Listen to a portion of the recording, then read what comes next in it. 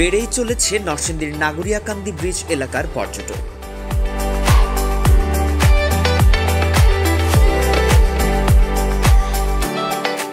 নরসিংদী সদর উপজেলার নজরপুর ও করিমপুর ইউনিয়ন দুটি মেঘনা নদীর পূর্ব পাশে অবস্থিত, যা নরসিংদীর চরাঞ্চল হিসেবে পরিচিত। এই অঞ্চলগুলোর সাথে যাতায়াত ও যোগাযোগের ব্যবস্থা ছিল শুধু নৌকা। মেঘনা নদীর উপরে ব্রিজ স্থাপনের পর চরাঞ্চলের সাথে শহরের যোগাযোগ ব্যবস্থার উন্নতি হয়। মেঘনার উপরের এই সেতুটি এখন নাগরিয়াকান্দি ব্রিজ হিসেবে সুপরিচিত।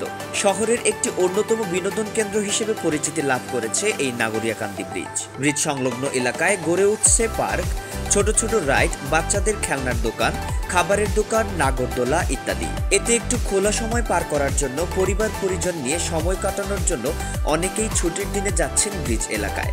দর্শনার্থী আসছেন দূর থেকেও। নাগরিয়াকান্দি ব্রিজ তৈরি হওয়ায় চরের সাথে শহরের যোগাযোগ ব্যবস্থার পাশাপাশি শিক্ষা ব্যবস্থা, অর্থনৈতিক অবস্থা ও একই সাথে বিনোদন ব্যবস্থার উন্নতি সাধন হয়েছে, যাতে উপকৃত হচ্ছেন চরাঞ্চলের মানুষ সহ সারা নরসিংদীবাসী। রিপোর্ট ও চিত্রগ্রহণ মারিয়া সরকার, শিক্ষানবিশ প্রতিনিধি, নরসিংদী টিভি।